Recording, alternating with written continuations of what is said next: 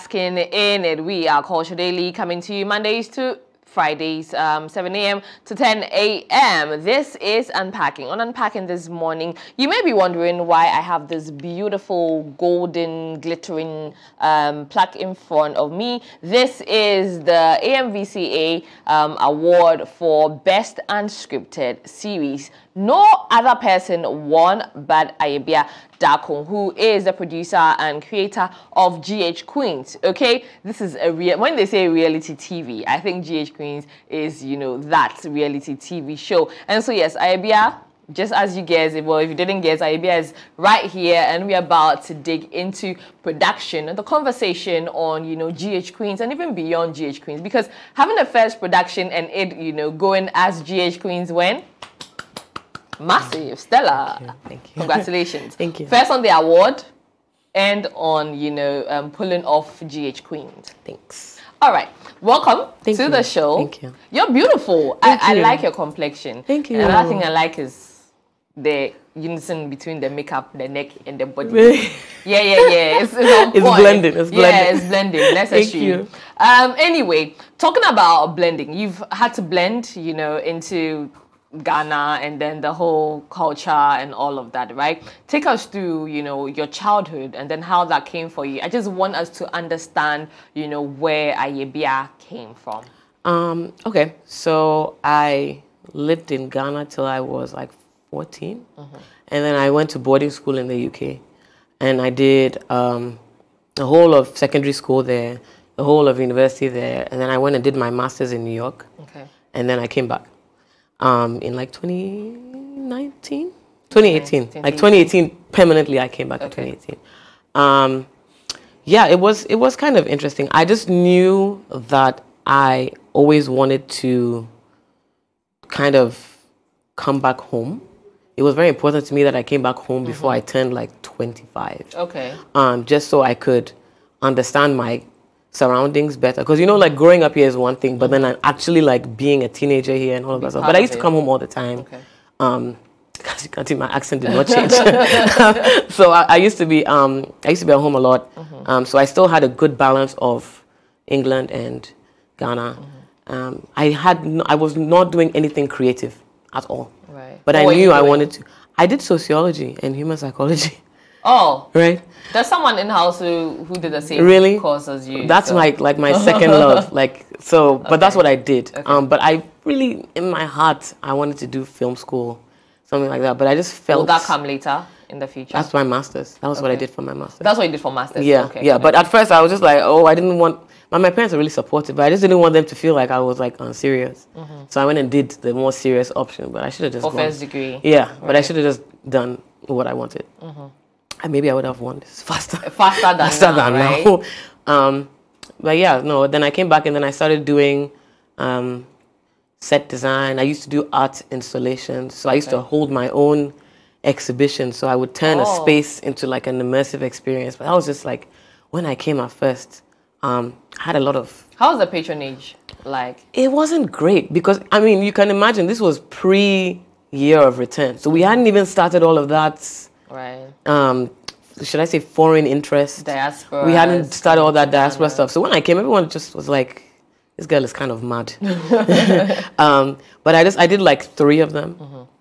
The third one was pretty good. And the third one was centered around TV. Okay. But I've always had an interest in TV. So so everything just kind of pushed me in this direction. Okay. So a creative through and through, we can refer to you as that, right? Now, from these art exhibitions, art installations, you know, and your interest in TV, having done your master's also, you know, in TV production, how did, you know, the production house come about and then now the creation of ghqueens?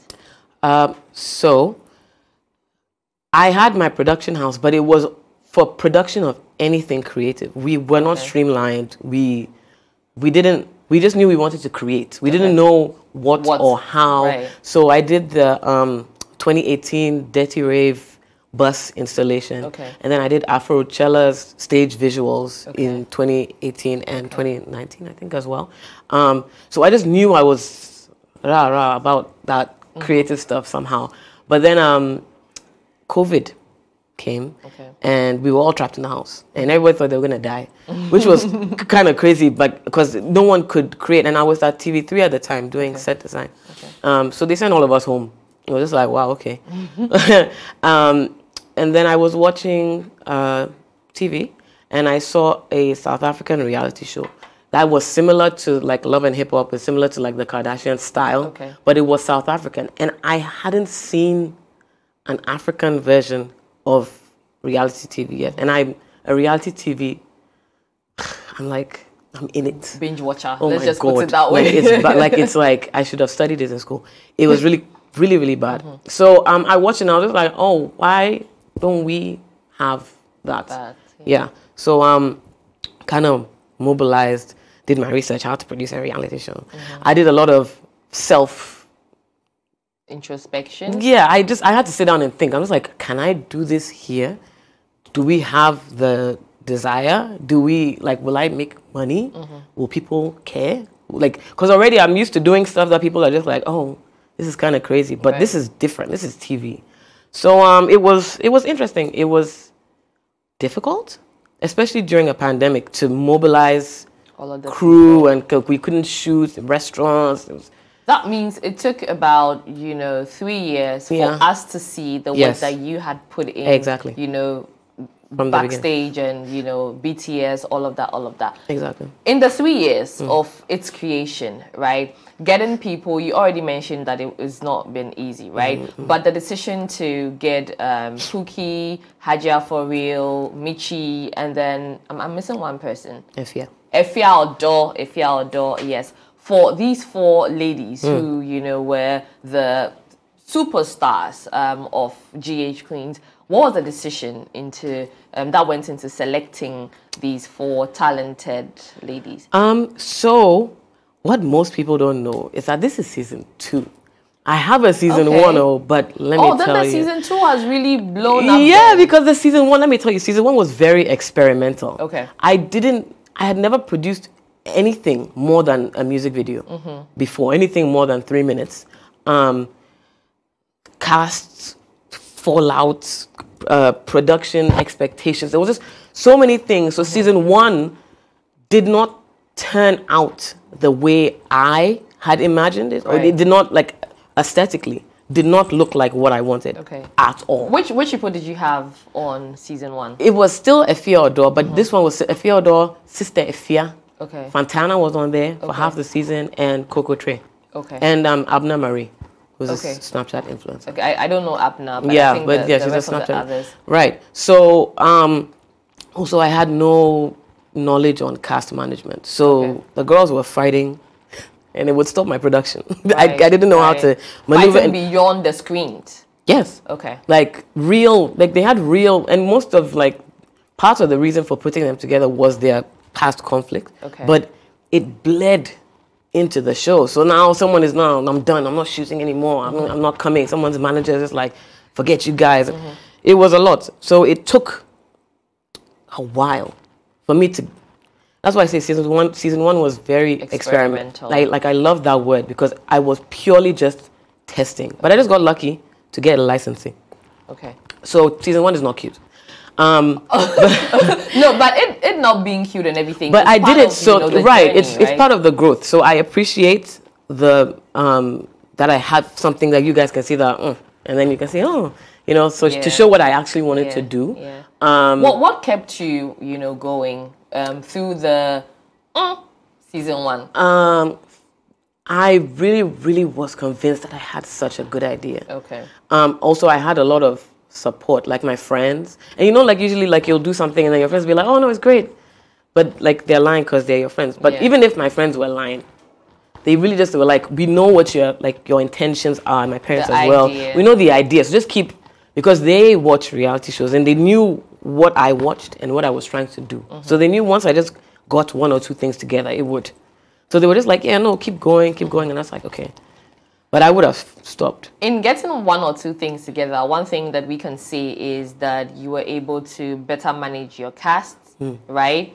what was the process, you know, just identifying that sometimes they say that when a lot of women are in one space, it can be very hectic. Yeah, quite hectic. And I don't believe in that anyway, but how was the management for you, you know, the consciousness to say that I want to, you know, still go ahead with an all-female cast, but I want to do things differently now?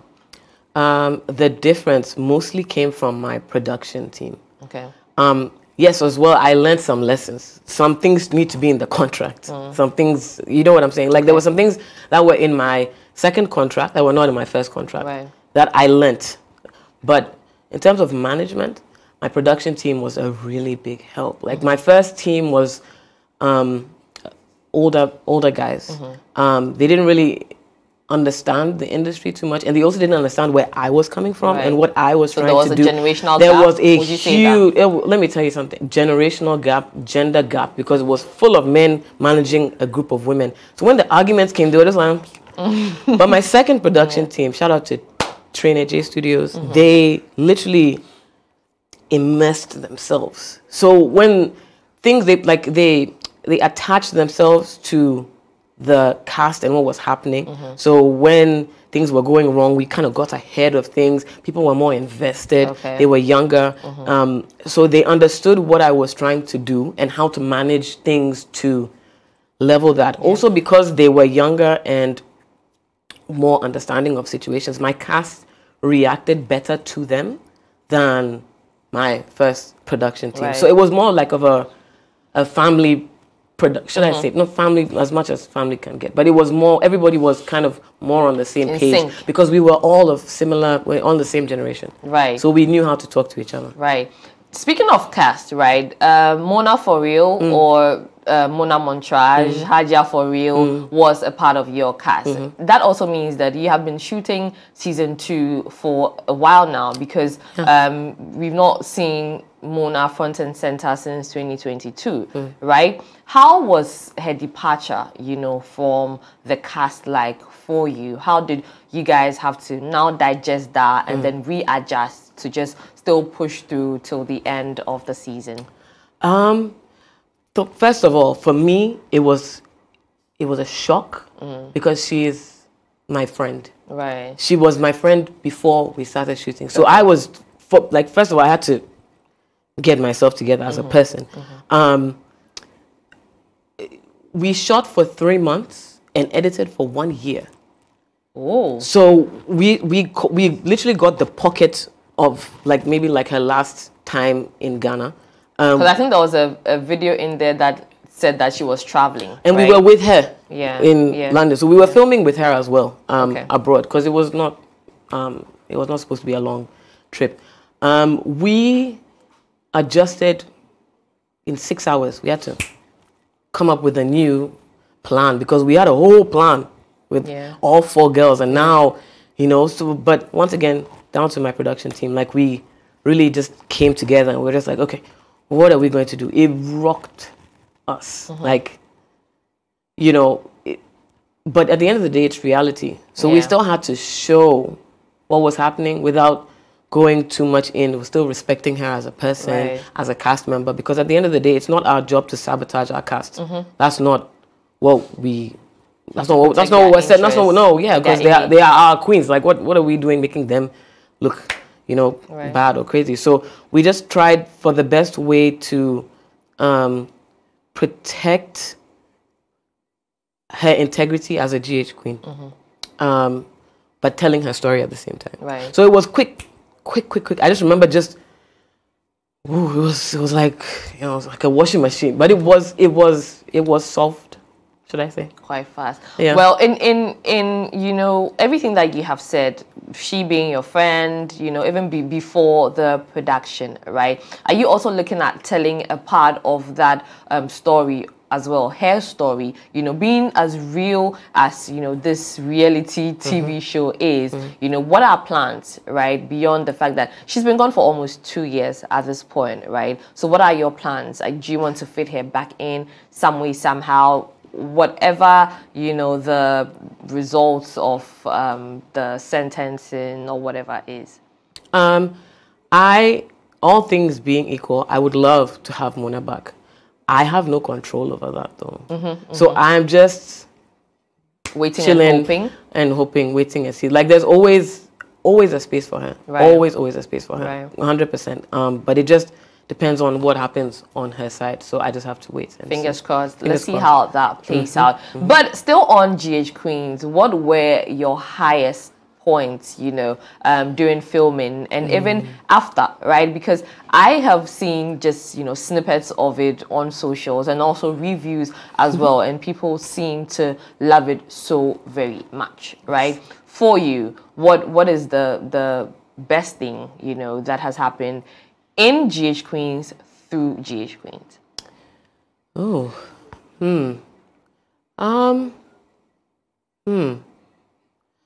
You know what I really enjoyed getting to see? Cookie.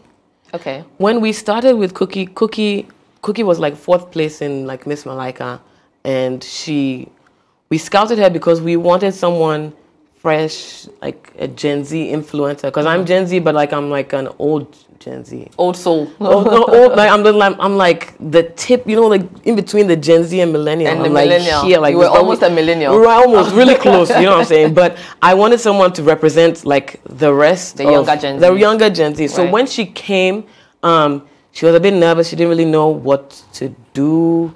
But she knew how to talk, which was great. So I always say, like, my high point for me was seeing her growth. Okay. Because Cookie in the beginning and Cookie in the end, two different. Cookie now is really different from when I met her. And I know it's through shooting and stuff that she kind of developed the kind of confidence that she has to kind of, like, really fully embrace, like, the influencer role. Right. So Cookie was really, for me,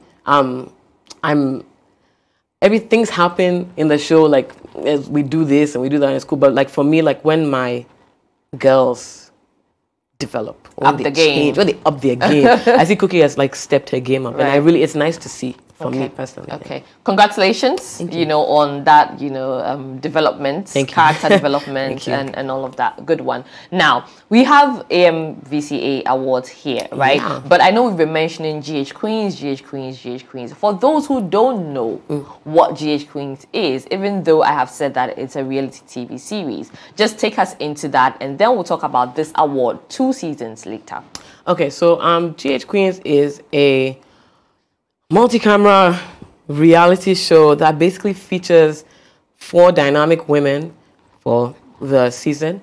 Talks about their lives, their careers, their personal struggles, things that they go through on a daily basis whilst being in the Ghanaian entertainment industry. Okay. Oftentimes in life, we clash with people that we're working with. Yeah. So there are clashes, but as to be expected.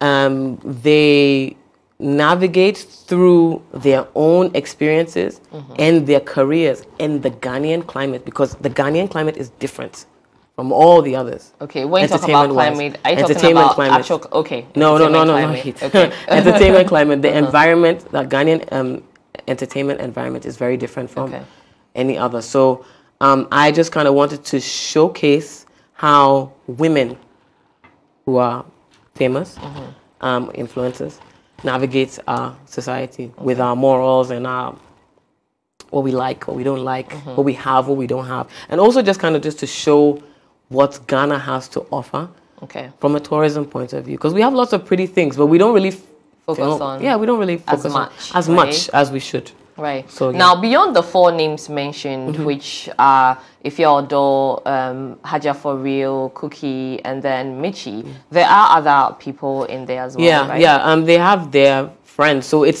we try to get you and the people that are closest to you in your life, because I feel like that kind of balances you as a character. So Cookie had her friends. She had Abna, she had Maya, she had Mabel, which are they're all micro-influencers in like the young Ghanaian influencing scene. And Efia Odo had Elizabeth Bigger, who is like her protege. Okay. Right. She's also a firecracker as well. Michy was with her son. Oh, Majesty, I love that boy. Michy and her son are like besties. So inspirational because he's such a smart boy. Yeah. Yeah. So he was always on set. Videos you've seen. Wow. He was always on set. He was like always like running, and he's so smart. And I love the kid. And Haja for real. Haja for real came with her daughter. Okay. As well, and I met her daughter, and Nyla. I know Nyla already, but she's so beautiful, so cute. And I love the fact that we could kind of enhance the family environment. Like, it's not just about going out and going to lunch. Like, who are you in your house? Sure. Like, who are you when we are not, when there's no camera in your face? Yeah. Yeah, so I wanted to bring that out of them. Okay. All right. Now, 2 seasons later, we have this award. Congratulations again on winning this award, Best Unscripted Series at the just ended AMVCAs, right? African Magic Viewers' Choice Awards. Were you expecting to win this? No? I didn't even, let me tell you. What was the shock for you? If I thought I was going to win, I would have won it. A dress, you know what I'm saying? And I would have done like a train. Like, I didn't think I was going to win. I was just going to expect, like, the nomination enough. Like, that was just, I was so, first of all, I was surprised that I was nominated. Okay. Speaking of which, speaking of nominations, before we get into, you know, the winning bid, how, you know, was that done? Like, the nomination process? We all had to apply. Yeah, everybody, we all had to apply. We had to send our synopsis. We had to send our episodes. We had to send our social media pages and fill in like a whole form and like everything. And so we did that. And for maybe like 2 months, we didn't hear anything. Okay. I was like, okay, well, it's fine. Yeah, it's fine. It's okay. I'm done. It's cool. We tried. Maybe we'll try again next year. And then I was lying in my house and it was like 11 p.m. And then I got a call from Aquaba Magic, the CEO, and she was like, you've been nominated. I'm like, what? Great. So in my mind, that was the win. Because I was just like, when you look at the category, Real Housewives of Lagos was right there, season 2. And that went, you know, beyond it was there. So in my mind, I'm just like, I'm not going to win. But that's fine. Because I was the only Ghanaian in the category. And it was me and Nana Koto. Congratulations to him as well for nomination. It was just me and Nana Koto. The whole award show. There was like 50 people on the nominee. Like, do you get what I'm saying? Over 50 people. So I was just like, okay, I've won this for Ghana through nomination. So I went there, I was just sitting down. And then they said, they called the thingy and they were showing the nomination video. So I was there with my phone, my bag was on my lap, and I was recording the screen because I was like, this is the best I'm going to get. My name on this screen here. So I have the video, I was recording, I was like, yeah, like, look at my name in the nomination. When they started, they were just like, yeah. I was like, Ayebea, like me. When they said busy, I was like, oh my God. Then my assistant starts screaming her head off. You can hear my mother on the other end of the auditorium because I was only Ghanaian. So you can imagine a room full of Nigerians who were all, they had their people. There was other people in the category. They had no idea who I was. They didn't even know me. They didn't know who I was because it was decided by a panel. It was not decided by votes. Okay. So they were just like, who the hell is this? So the how claps, is she winning over Real Housewives? Right. So the claps were like, sure. It was like, but I couldn't hear anything. I could just hear scream. I could hear my mother screaming. I could hear my sister screaming. I was like, oh God, I'm gonna have to go. I'm gonna have to go on the stage and say. So I hadn't even planned. I didn't have anything to say. So yeah, that was surreal. I'm still dazed. Still dazed. Yeah, like till like it's 5 days now. I don't even know. Right? Like, maybe 4 or 5 days. No, today's Thursday, so let's say 5 days. Yeah, let's say 5 days after your win. Yeah. But have you shown it to all of your cast yet? Has everyone had a feel? No, but they will. We're having like a celebration. So when the crew as well. With the crew, yeah, because everyone made this possible. They have to. They have to have a feel. They literally do. I swear. Yeah. We worked so hard. Like so hard. Like I can't tell you. We worked. Good job. Bruh, Good job. So yeah, shout out to my team. Shout out to Lawrence. Shout out to MFR. Shout out to Nad, Delu. Like we actually like broke our backs. Checo, Romeo. Like literally, I could go on and on. We broke our backs for this. So I'm just really happy that our hard work is showing. You mentioned Trainer J Productions or Trainer J Studios during the conversation. How did they also impact, you know, ghqueens? Oh, they were like, it's like a match made in heaven. I don't even know how I don't remember how we found each other. I think it was like through a mutual crew member. Okay. But I'd been given the offer to do something for Lucky when they were producing Lucky, and that was 20. But at that time, I wasn't doing. Lucky was in 2018. 2018, right? Yeah. So I at the time I wasn't doing movies. I was just like, how I can't do this. I wouldn't know what to do. So I didn't really, you know. But I knew kind of them, and then I saw Lucky. I was like, okay, this is great. And I also know somebody in their actual internal team. So the connection was bound to happen. But wow, like it happened when the time was right. It was perfect because we worked well. Like working well with people in Ghana is not easy. I'm not because of Ghana, but it's just because of our size. We're so small. It's easy to work with people and have an off experience in big cities like Lagos. Okay. But you're just going to work with someone else you never met before. But here, you're always going to keep coming back to similar circles. Yeah. And stuff. So it's hard, but I am grateful. Grateful. Now, in the spirit of gratitude, and 2 seasons down the line after for ghqueens, right? What are your plans? What are you going to be giving us? Are we going to be looking at more seasons of ghqueens? Do you want to start another reality TV show? Do you want to go into other things? What's it looking like? So I was not planning to do a season 3, much to my mother's despair. She was like, you can't do 2 seasons, or something. Yeah. Right. But I feel like with this, my season 3 is a short. You can't go to sleep. Yeah. You know, I'm just, if anything, 1 more, just to keep it, But I'm also in tech now. Okay. Yeah. What are you doing in tech? So I've developed an app that is supposed to be launching in like maybe the next couple of months. Okay. That allows you to book creative staff, equipment, and spaces. Okay. Cashless, all in one space, because we don't have anything like that here. And I'm always getting calls from people like, oh, where can I get a studio? Where can I get I need to rent a camera. I need a makeup artist. I need a dancer for my video. It's like all creatives. All creatives, everybody. It will expand to other things in the future, but all in all, creatives have a home to do their transactions and earn their own money and be their own boss. Okay. So that's what I'm doing on the side. But season 3 is coming. Season 3 is coming. Okay, I'm sure that that sounds good. But also for those who were not able to catch ghqueens when they aired on Showmax, are you bringing it to a YouTube account near us, please? I am in the process of doing that. Season 1 is going on YouTube soon. Okay. Let me say soon. Okay. Yeah, season 1 is going just for continuity, and then season 2 will follow unless I get. No, please. There shouldn't be any unless I get some of us will want to unless I get an offer for licensing somewhere. Please. Even with the offer, for licensing, please have mercy on we who haven't. No, watched, honestly, I won't lie to you. YouTube is the future, and I feel like a lot of people. The demand is so high. Yeah. Like people in London are asking where they can watch. People in America are asking where they can watch. Like Europe. So YouTube is like in the forefront of my brain. But let's just see.